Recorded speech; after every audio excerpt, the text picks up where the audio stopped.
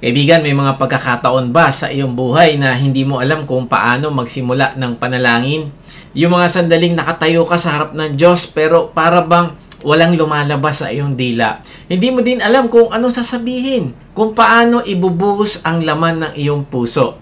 Ako rin, kaibigan, nararanasan ko din yan. May mga gabi na hindi ko alam kung ano ipapanalangin ko. May mabigat sa dibdib pero parang walang lumalabas na salita. Naramdaman mo din ba na may mga araw na sobrang saya mo? Gusto mo magpasalamat sa Panginoon pero hindi mo alam kung sapat ba yung mga salita mo? Tapos nasasabi mo na lang, thank you Lord, thank you Lord. Pero walang specific na pinagpapasalamat sa Diyos. Walang lumalabas sa bibig mo. Pero alam mo ba, hindi tayo nag-iisa sa ating pananalangin. May kasama tayo na hindi natin nakikita, pero nandun siya palagi. Siya ang Holy Spirit. Sabi sa Romans 8:26, gayon din naman tinutulungan tayo ng Espiritu sa ating kahinaan sapagkat hindi tayo marunong manalangin ng nararapat. Kaya't ang Espiritu ang namamagitan para sa atin at dumaraing sa paraang hindi natin kayang sambitin. Nakagulat, di ba? Ang Holy Spirit na bumaba sa atin noong Pentecost, ang siyang Espiritu Santo na gabay natin ngayon araw-araw. Siya rin pala ang kasama natin sa pagdarasal. Hindi lang siya tahimik na nakatayo sa gilid, kung hindi aktibo siyang nakikipaglaban para sa atin. Nagtuturo sa atin at inaayos ang ating mga panalangin para sa Diyos Ama. Ngayong araw, pag-uusapan natin kung paano ginagawa ng Holy Spirit ang tatlong napakahalagang bagay para sa atin.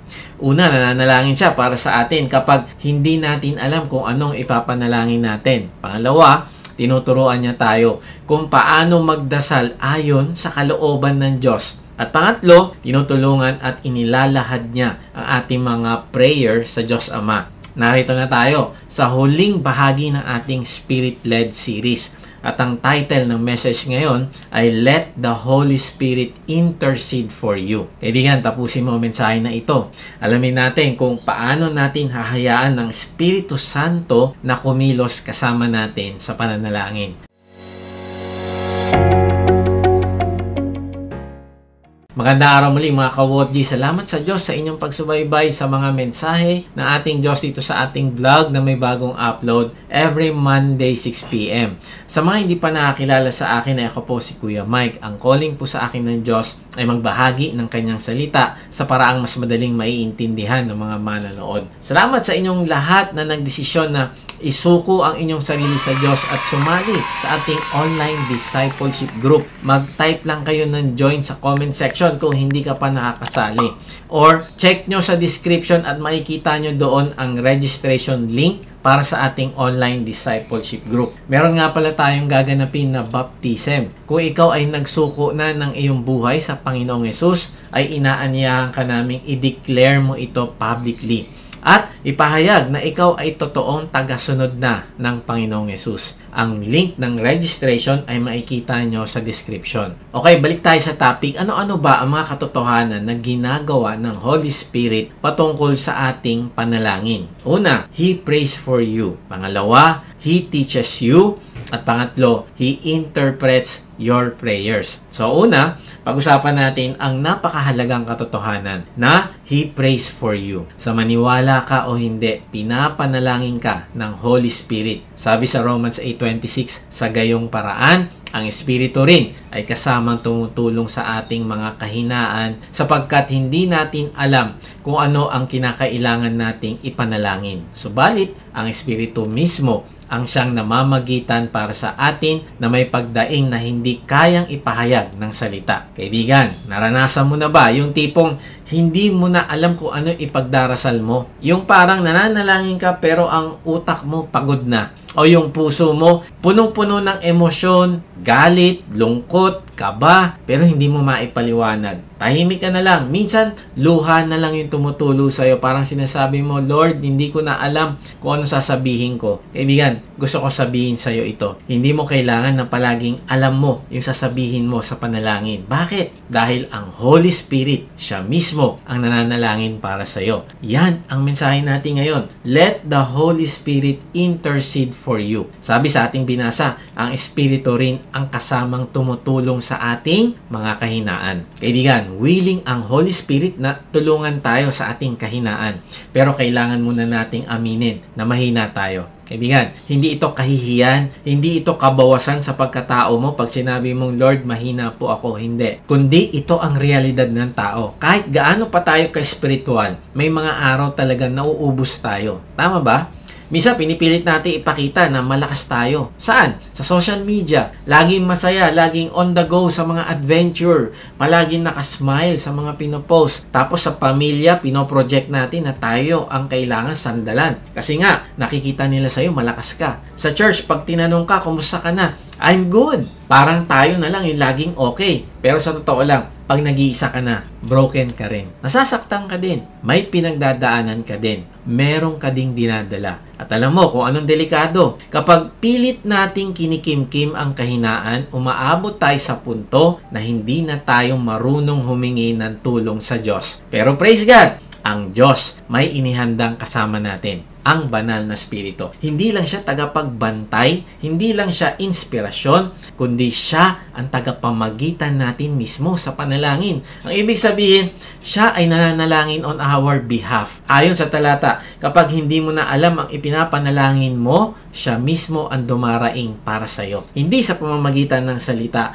kundi sa pamamagitan ng pagdaing na mula sa kaloob-looban mo. Kaya nga, tandaan mo ito kaibigan, kung hindi natin hahayaan ng Holy Spirit na mamagitan para sa atin, ano na yung mangyayari? Maaring paulit-ulit na lang ang prayer mo pero walang power.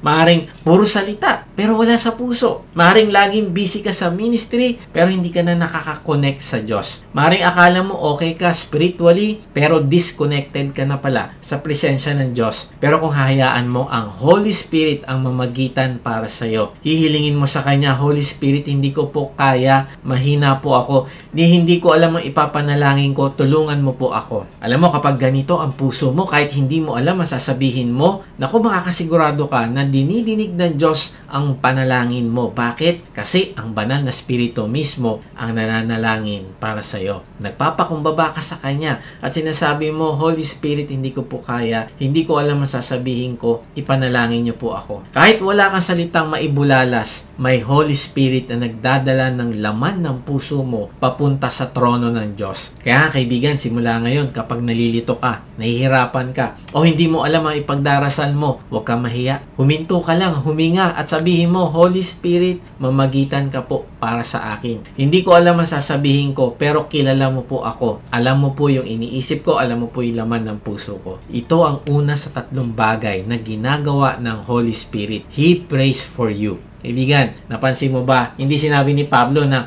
inaalis ng Diyos ang ating kahinaan. Hindi rin sinabi na ginagawang malakas agad tayo ng Holy Spirit para bang superhero. Hindi, ang sabi, ang Espiritu ang tumutulong sa ating kahinaan. Nandyan yung kahinaan.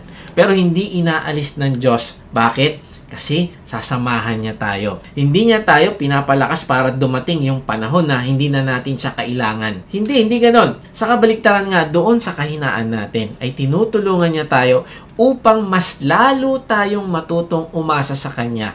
Hindi niya binabago minsan ng sitwasyon agad para sabihin, o ayan na, kayang-kaya mo na. Hindi. Bagkus, siya mismo ang bumaba sa gitna ng kahinaan mo.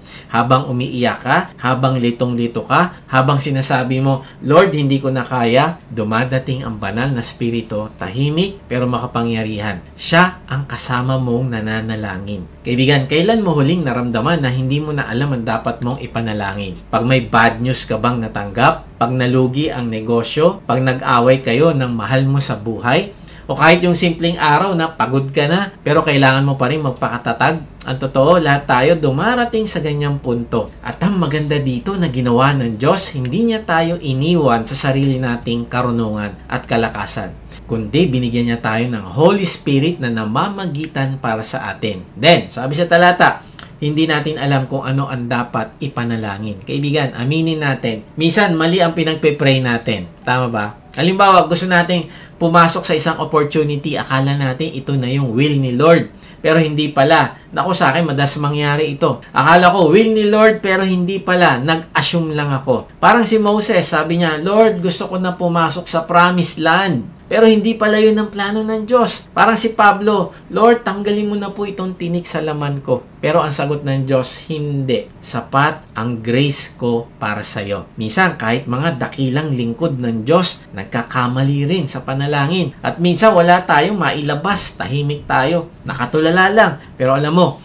kung anong assurance natin dito, kahit ang mismong panalangin mo pa ay kulang, nananalangin pa rin ang Holy Spirit para sa iyo. Sabi sa talata, ang Espiritu mismo ang siyang namamagitan para sa atin na may pagdaing na hindi kayang ipahayag ng salita. Ibig sabihin nito, hindi lang basta salita ito o kung anumang language ng panalangin, kundi ang sabi, may pagdaing mula sa puso. Ang ibig sabihin, ang Holy Spirit ang nagpaparating sa Diyos Ama ng ating saloobin. Kaibigan, hindi mo kailangan maging eloquent, hindi kailangan maging poetic ang prayer mo o mag-isip ng malalalim na salita. Hindi kailangan tama ang grammar. Ang kailangan lang, bukas ang puso mo sa Holy Spirit. Siya na ang bahala sa mga sasabihin sa Ama. Kaya kung hindi mo pinapansin ang tulong ng Holy Spirit, madidismaya ka sa pananalangin mo. Kasi feeling mo walang power.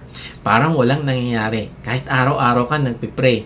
O kaya ang tendency, titigil ka na lang magdasal kasi feeling mo, hindi mo naman alam ang tamang dadasalin. Pero kung aaminin mo, mahina ka at hayaan mo ang Holy Spirit ang mamagitan sa'yo, makakaranas ka ng panibagong intimacy sa Diyos. Hindi mo man maipaliwanag lahat, pero ramdam mo ang pagyakap ng Diyos sa iyo. Kaya nga, let the Holy Spirit intercede for you.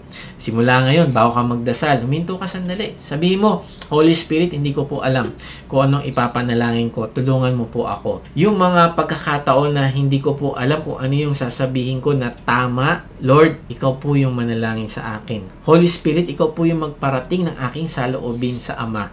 Ikaw po ang mamagitan para sa akin. I trust you. Si George Mueller ay isang kilalang lingkod ng Diyos sa England na nagtayo ng mga bahay ampunan. Isang umaga, gumising si Mueller na walang pagkain ng kanilang kusina. Wala ring pera na pambili. Now, ito yung problema. May 300 na batang ulila ang nakaupo sa lamesa at umaasang kakain ng almusal. Isipin mo yun, 300 na bata. Walang pagkain, walang gatas, walang tinapay. Pero si Mueller, hindi nagpanik. Hindi siya tumakbo sa mga kapitbahay para humingi ng tulong. Hindi siya nag-post sa social media ng urgent need, kailangan namin ng tulong. Hindi. Alam mo anong ginawa niya? Nag-pray. Tumayo siya sa harap ng mga bata habang nasa harap nila yung mga walang laman na plato at tasa. At sinabi niya, Ama naming nasa langit, salamat sa pagkaing ibibigay mo sa amin. Grabe, wala pang ang pagkain pero nagpasalamat na siya. Bakit? Dahil may tiwala siya. Hindi lang sa Diyos Ama, kundi sa kilos ng banal na spirito na namamagitan sa panalangin. Pagkatapos ng Amen, alam mo, may kumatok sa pintuan. Isang panadero. Hiyang-hiya pa siya nagsabi, hindi ako makatulog kagabi para may bumubulong sa puso ko na wala kayong tinapay. Kaya nag-bake ako ng tinapay mula alas 2 ng madaling araw. Pwede ko po bang i-donate ito sa inyo? Then habang nilalatag pa lang yung tinapay, may isa na namang kumatok. Ngayon naman yung milk van o taga-deliver ng gatas. Sabi niya na nasiraan siya ng karitela at ayaw niyang masayang yung mga gatas. Kaya sabi niya, pwede po ba sa inyo na lang ang gatas? Grabe! Ayun, may almusal na ang mga bata. Tinapay at gatas. Eksaktong-eksakto. Now, tsamba lang ba ito? Aksidente lang ba ito? No, hindi. Gawa ito ng Diyos sa pamamagitan ng panalangin na may pagtitiwala at tulong ng banal na spirito. Alam mo, sabi ni Mueller sa kanyang journal, translated na ito sa Tagalog. Sabi niya, hindi ako nagulat sa provision ng Diyos, pero napahanga ako sa timing niya. Ang panadero, ginising ng Holy Spirit. Ang milkman, pinadaan mismo sa tapat ng bahay ampunan. Pero ang pinaka-nakakabighani ay bago pa dumating ang lahat, nakaramdam ako ng matinding panalangin kagabi para may pagdaing na hindi ko maipaliwanag. Wow, kaibigan. Yan ang sinasabi sa Romans 8:26. Ang Espiritu mismo ang siyang namamagitan para sa atin na may pagdaing na hindi kayang ipahayag ng salita. Hindi niya alam kung anong ipagdarasal pero may groaning sa loob niya. At habang siya'y nananalangin, ang Holy Spirit ay kumikilos na. Ginigising ang panadero, pinapadaan ang milkman, ibinibigay na niya ang sagot bago pa masabi ni Mueller ang mga salita na Ama naming nasa langit, salamat sa pagkaing ibibigay mo sa amin. Advance ang pagkilos, nasa timing ang ginagawa ng Holy Spirit. Kaya kaibigan, naranasan mo rin ba ito? Yung para bang may burden kang ipag-pray ang isang tao kahit hindi mo alam kung bakit. Yung hindi mo ma-express sa words ang bigat ng puso mo pero alam mo kailangan mong manalangin. Baka ang Holy Spirit na yan, siya ang Espiritong dumaraing para sa iyo, sa anak mo, sa mahal mo sa buhay at sa kinabukasan mo. At habang nananalangin ka, siya rin ang kumikilos sa paligid mo. Kaya nga huwag mo maliitin ang panalangin na may luha. Huwag mo maliitin ang panalangin na walang salita, pero may bigat sa puso mo. Dahil sa ganitong mga panalangin, kumikilos ang banal na Espiritu. Kapag hindi mo alam ang sasabihin, siya ang nagsasabi para sa iyo. Kapag wala ka ng lakas para magdasal, siya ang nananalangin para sa iyo. Kaya kapatid, huwag kang matakot, amining mahina ka. Mas gusto ng Diyos yan na aminin mo sa Kanya. Dahil sa kahinaan mo, doon lalong nahahayag ang lakas ng Diyos. Doon lalong nahahayag ang glory niya. At sa panalangin mo, may Holy Spirit na dumaraing na kasama mo. He prays for you. Sabi ni Martin Lloyd-Jones, it is common for prayers to feel empty, as if the enemy stops the words from being heard by the Savior. Sometimes Christians find themselves groaning, not able to put into words what they need from God. These groanings are actually additional proof of their sonship and one of the very reasons God sends His Holy Spirit to His people. So ano-ano nga ba ang katotohanan na ginagawa ng Holy Spirit patungkol sa ating panalangin? Una,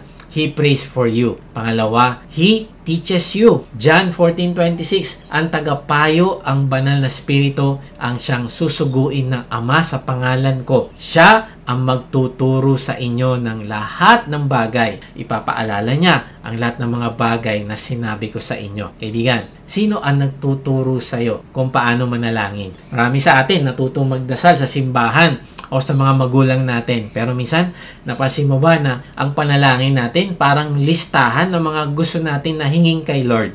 Lord, bigyan mo po ako nito. Lord, ayusin mo po ito. Lord, alisin mo ito sa buhay ko. Lord, bigay mo na ang promotion na hinihingi ko. Alam mo, wala namang masama dito. Kaya lang, ang problema ay humihinto muna ba tayo at nagtatanong kung ang prayer ba natin sa Kanya ay ayon sa kalooban ng Diyos. Yung hinihingi ba natin ay ayon sa will ng Diyos para sa iyo. Ang sabi sa John 14:26, ang banal na Espiritu ang nagtuturo sa atin ng lahat ng bagay. Kasama na doon ang tamang paraan ng panalangin. Sabi nga sa Romans 8:27, siya na sumusuri sa mga puso ang siyang nakakaalam ng kaisipan ng Espiritu, sapagkat ang Espiritu ay namamagitan para sa mga banal ayon sa kalooban ng Diyos. Wow! Napakalinaw. Hindi kailanman mananalangin ang banal na Espiritu nang salungat sa kalooban ng Diyos.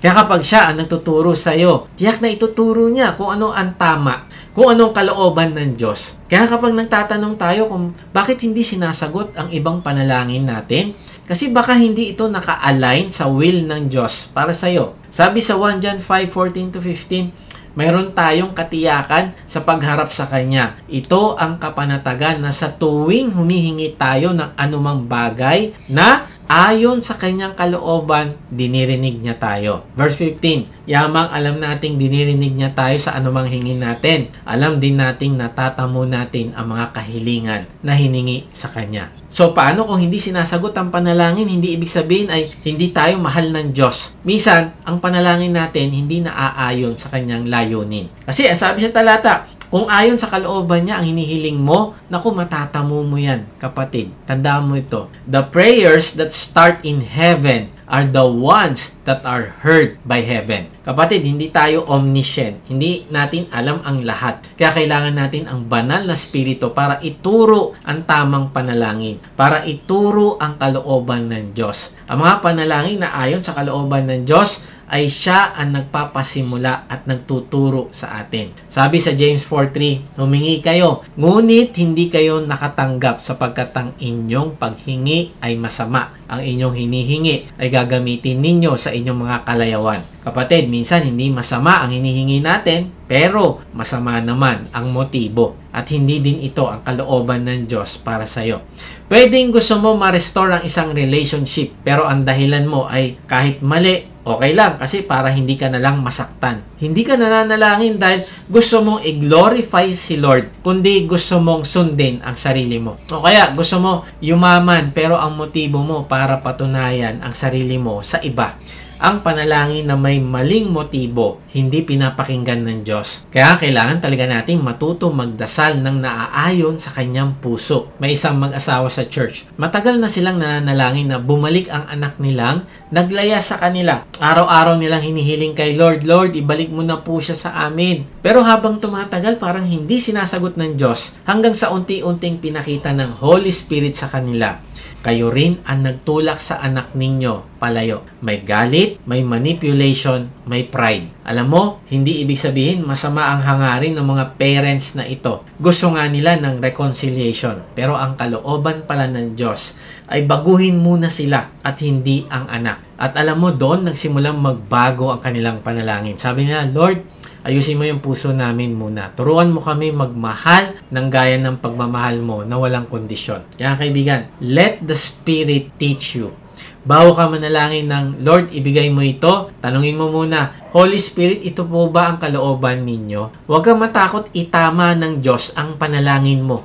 Huwag kang mahiya kung mali ang unang prayer mo. Okay lang, nandyan ang Holy Spirit para itama ito. Binibigyan ka ng Diyos ng chance na itama mo ang iyong panalangin. Kaya wag mo lang siyang hayaan na mag-intercede para sa'yo, kundi hayaan mo rin siyang magturo para sa'yo. Kapatid, alam mo ba kung bakit napakahalaga ng pagtuturo ng Holy Spirit sa panalangin? Dahil siya lang ang ganap na nakakaunawa ng isipan ng Diyos. Kaya diba sabi sa Romans 8:27, ang Espiritu ay namamagitan para sa mga banal ayon sa kalooban ng Diyos. Hindi siya nagkakamali kasi alam niya ang kalooban ng Diyos. Alam niya ang kailangan niya ipag-pray para sa iyo. Wala siyang sablay. Alam niya ang plano, alam niya ang layunin, at alam niya ang priority ng Diyos Ama. At sa kanyang grace sa atin ay tinuturuan niya tayo kung paano manalangin ayon sa kalooban ng Diyos. Pero ang tanong, paano niya tayo tinuturuan? Una, sa pamamagitan ng salita ng Diyos. Habang nagbabasa ka ng Bible, may mga talatang tumatama sa puso mo. Minsan, promise ng Diyos. Minsan, command o utos niya sa'yo. Minsan, warning, babala. At ito nagtutulak sa'yo na manalangin, Lord, tulungan mo akong magpatawad tulad ng sinasabi sa iyong salita. Lord, pinanghahawakan ko po ang iyong pangako. Kapatid, ang Bible ay hindi lang para basahin. Ito'y dapat gamitin sa panalangin.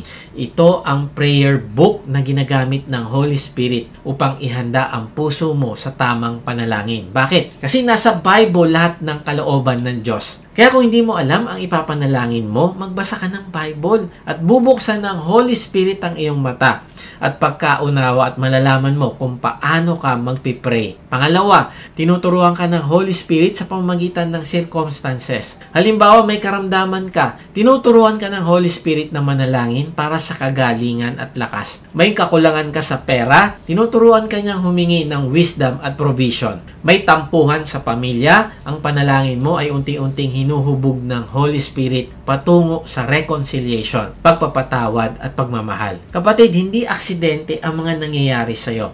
Madalas, ginagamit yon ng Espiritu upang ituro kung ano ang dapat mong ipanalangin. Pangatlo, tinuturuan tayo ng Holy Spirit sa pamamagitan ng mga burden sa puso. May mga pagkakataon ba na bigla ka na lang nakakaramdam ng pag-aalala para sa isang tao? Yung matagal mo nang hindi naiisip pero ngayon parang may gumigising sa puso mo. Minsan may burden ka bigla sa isang missionary o kaya sa kaligtasan ng office mate mo, o kaya may burden ka sa isang bansa na may kaguluhan, hindi yan basta emosyon lang.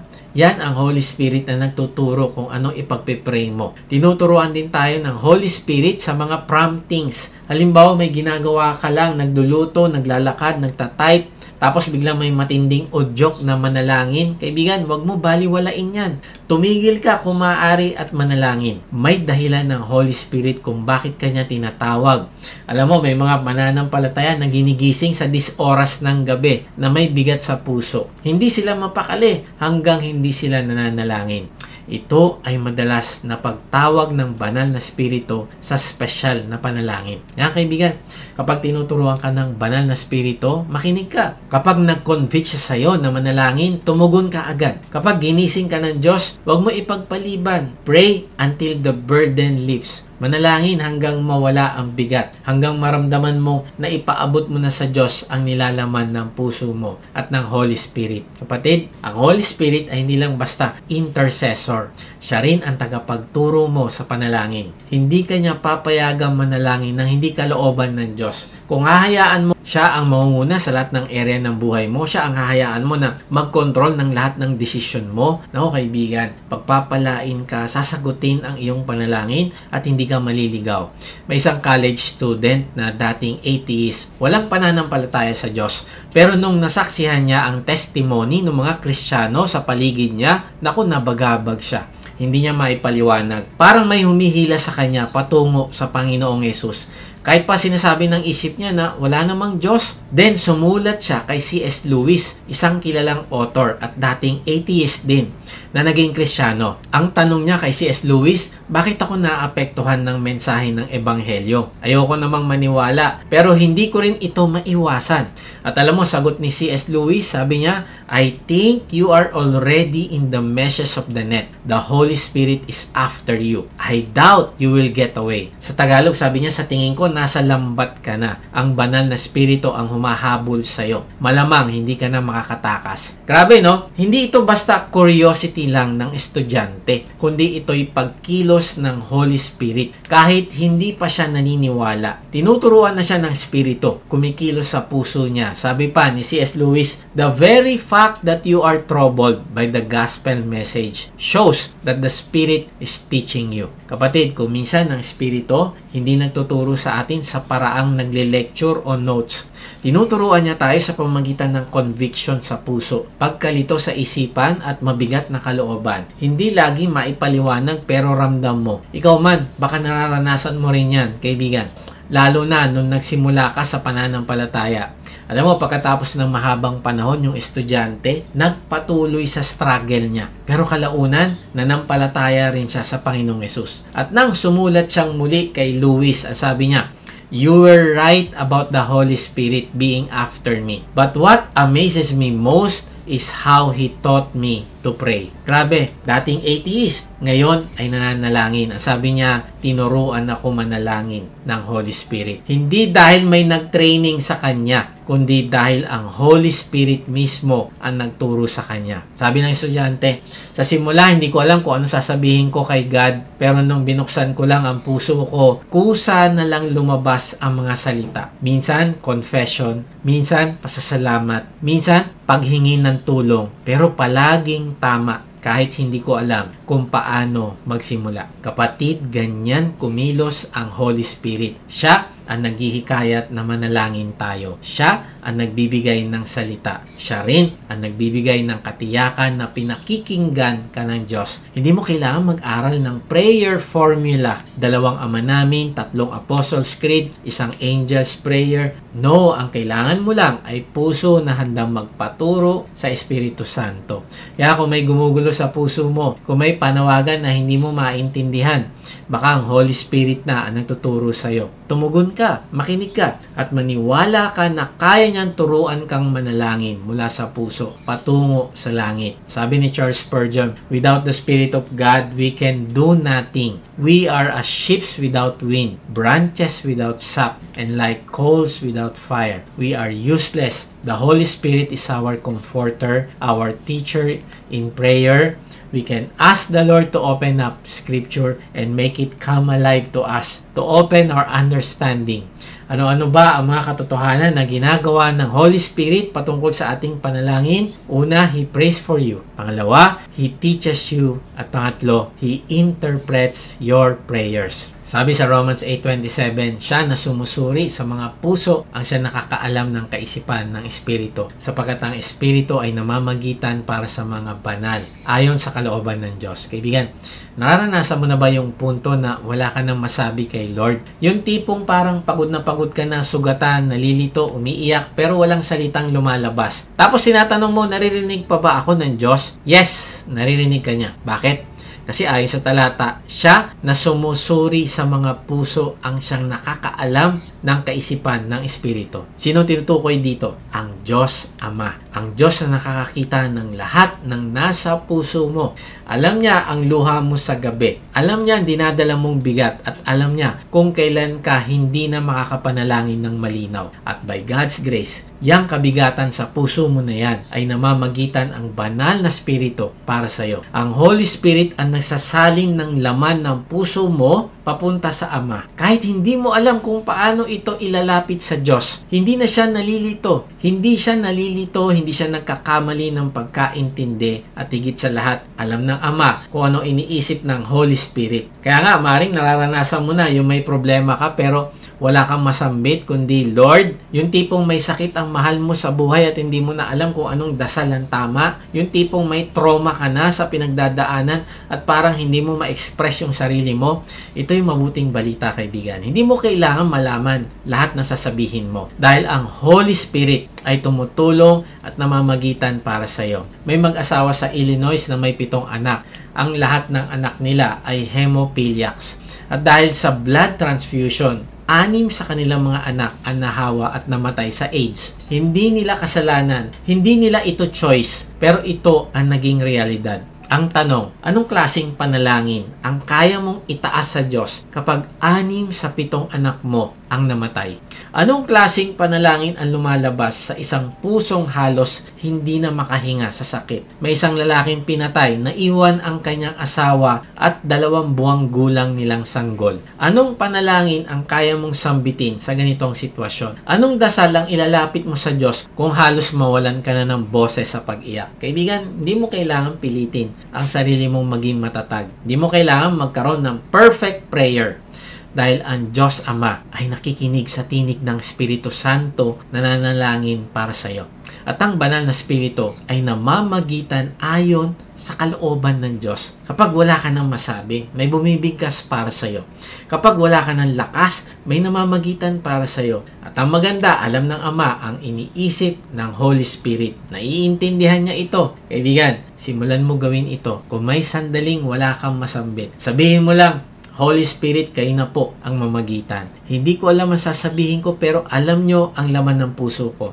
At makakaasa ka, kaibigan, naririnig ka ng langit. Hindi dahil magaling kang manalangin, kundi dahil may Holy Spirit na nanalangin para sa iyo. Sabi ni Jeremiah 20:14, pero isinusumpa ko ang araw na ako'y isinilang. Hindi ko ikinagagalak ang araw na ipinanganak ako ng aking ina. Grabe, propeta ng Diyos. Pero dumating sa puntong gusto na niyang natapos ang lahat. Wala na siyang alam na panalangin. Pero kahit ganon, ang banal na Espiritu ang nagtama, nag-ayos at namagitan sa panalangin niya. Ganon din si David sa mga awit 13:1. How long, O Lord? Hanggang kailan mo kalilimutan? Hindi nga niya mabuo yung pangungusap. Puro daing, puro tanong. Pero alam mo, ginawa ng Diyos. Ginawang modelo pa ito ng panalangin. Ginawang scripture na binabasa natin. Kapatid, ang broken na panalangin mo ay kaya pa rin gamitin ng Diyos. Bakit? Kasi may Holy Spirit na namamagitan para sa iyo. Kapag ang mundo mo ay puro tanong, ano ba nangyayari sa buhay ko? Nasaan ba ang Diyos? Ano ba gagawin ko, Lord? At ang kaya mo na lang gawin ay umungol o umiyak, nandiyan ang Holy Spirit. Nakikisabay siya sa iyak mo. Nakikidaing siya sa pagdaing mo. At ang daing na yon na walang salita, may bigat kasi naririnig ito ng Diyos. Alam mo, sa isang ospital, may isang nurse na ang pangalan ay Margaret. Isa siyang dedicated kay Lord at prayerful na babae. Habang nag-aalaga siya ng mga pasyente, gumawa siya ng finger prayer method. Bawat daliri merong representation kung sino ang dapat niyang ipag-pray. Halimbawa, panalangin ito para sa mga malalapit na tao sa kanya. Halimbawa, pamilya at kaibigan. Index finger para sa mga guro at tagapagturo. Third finger para naman sa mga nasa posisyon ng leadership at authority. Fourth finger para sa mga may sakit at naghihirap. Little finger para sa sarili niya. Ang sarili niya yung last na pinagpipray niya. Ang ganda ng prayer method, di ba? Ang prayer method na ito ay simpleng paraan para maalala niya kung sino ang dapat ipagdasal. Pero isang gabi, nangyari ang isang hindi niya inaasahan. Habang break time niya, ginamit niya ulit yung finger prayer method na nananalangin. Nang makarating siya sa ika-4 na daliri, yung ring finger, ito'y para sa mga may sakit. Naku, naalala niya ang pasyente sa room 314.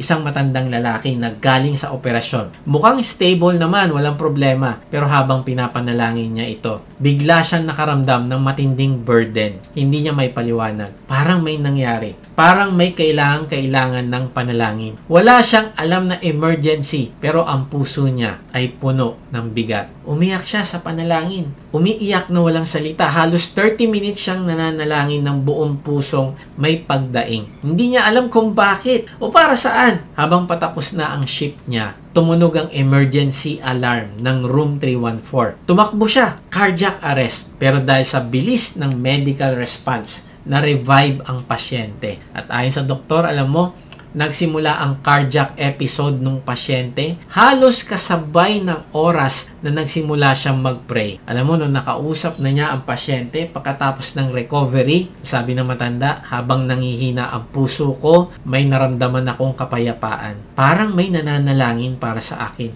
At yun ang nagbigay sa akin ng lakas para lumaban. Grabe, speechless si Margaret. Yung panalangin niyang walang malinaw na salita, yun pala ang ginagamit ng Holy Spirit para magligtas ng buhay. Alam mo, bago pa yan nalaman na may emergency, ang Holy Spirit ay namagitan na. Kaya kaibigan, be available and willing. Kapatid, minsan, di mo kailangan ng maraming kaalaman para manalangin. Ang kailangan mo ay buksan lang ang puso sa pagkilos ng Holy Spirit. Let the Holy Spirit intercede for you. Yung makikinig ka sa prompting niya. Yung hindi ka mag-aalinlangan kung may biglang burden. Yung mananalangin ka kahit hindi mo alam ang buong detalye. Pero alam mo, merong binibigay na burden para sa iyo ang Diyos. Si Margaret ay naging instrumento ng Diyos. Hindi dahil siya'y magaling, kundi dahil siya'y handang makinig. Sabi ni Matthew Henry, the Holy Spirit excites praying graces. He makes us want to pray. He teaches us how to pray. And He helps us as we pray. And when He can't pray at all, He prays for us to the Father. We can but cry, Abba, Father. And refer ourselves to Him with the holy, humble boldness. This is the work of the Holy Spirit. Kaibigan, marahil may sinasabi ang Diyos sa puso mo ngayon. Hindi mo lang ito naririnig sa tenga mo, pero ramdam mo sa puso mo.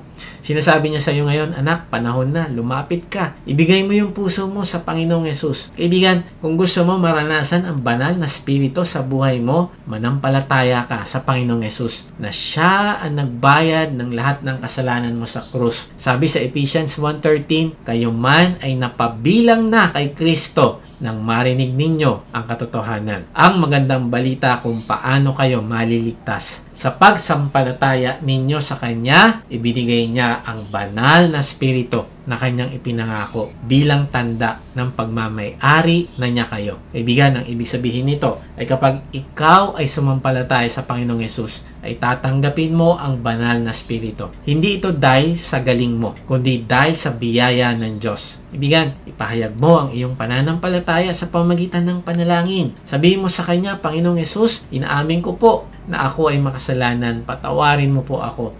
Nananampalataya po ako na ikaw ang nagbayad ng aking kasalanan sa krus, namatay at nabuhay na muli. Ngayon nga ay binubuksan ko na aking puso. Pumasok ka at manguna sa aking buhay. Tinatanggap kita bilang aking Panginoon at tagapagligtas. Simula ngayon ay tatalikdan ko na aking kasalanan. Salamat sa banal na spirito na binigay mo sa akin ngayon. Amen. Kung sumabay ka sa panalangin natin bilang pananampalataya at pagtanggap mo sa Panginoong Yesus, ay mag-iwan ka sa comment comment section ng salitang accept para makilala ka namin at masama sa aming panalangin para sa iyong paglagong spiritual. Kung na-bless ka naman sa message na ito, ay inaanya kita mag-subscribe sa aking YouTube channel upang ma-notify ka pag may bago na kaming video. Ibahagi mo din ang mensahe na ito sa iba ng mga nanghihina, nangangamba sa buhay at nasa kapigatian upang ma-encourage sila na lumapit sa Diyos na nagmamahal sa atin.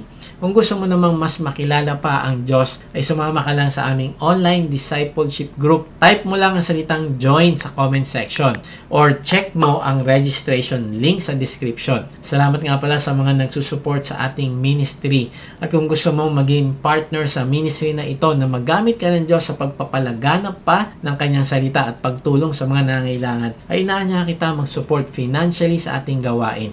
Meron tayong link sa ating give page sa description. Pag hindi nyo nakita ang link, ay mag-type lang kayo ng partner sa comment section at papadala namin kayo ng link. Sa ating pagtatapos ay iwan ko to sa inyo. Sabi ni Warren Wiersbe, prayer is not getting man's will done in heaven. It is getting God's will done on earth. And the Holy Spirit helps us know that will. Kaibigan, kung gusto mo matupad ang layunin ng Diyos sa buhay mo, ay huwag mo i-insist sa Kanya ang gusto mo. Alamin mo ang kalooban niya at ito ang hilingin mo na matupad sa buhay mo. At dito ka tutulungan ng banal na spirito. Siya ang nakakaalam ng lahat ng kalooban ng Diyos at ituturo niya sa iyo ang tamang panalangin na sinasagot ng Diyos. Kaibigan, tandaan mo ito. Number 1, He prays for you. Kapag wala ka nang masabi, kapag luha na lang ang panalangin mo, ang Holy Spirit ay nananalangin para sa iyo ng may mga pagdaing na hindi kayang sambitin ng salita. Number 2, He teaches you. Hindi kanya pababayaan. Ituturo niya kung paano manalangin ayon sa kalooban ng Diyos. Gamit ang salita, mga sitwasyon, burdens, at promptings sa puso mo. Number 3, He interprets your prayers. Kahit magulo ang isip mo, kahit hindi mo alam kung anong sasabihin, Siya ang tutulong. Siya ang mag-aayos. Siya ang magdadala ng panalangin mo sa Ama na may lubos na pagkaunawa. Kapatid, hindi mo kailangan maging magaling sa panalangin. Kailangan mo lang maging bukas. Let the Holy Spirit intercede for you. At kapag sinabi mong Holy Spirit, mamagitan po kayo sa akin, makakaasa kang ang langit ay nakikinig sa iyo. God bless.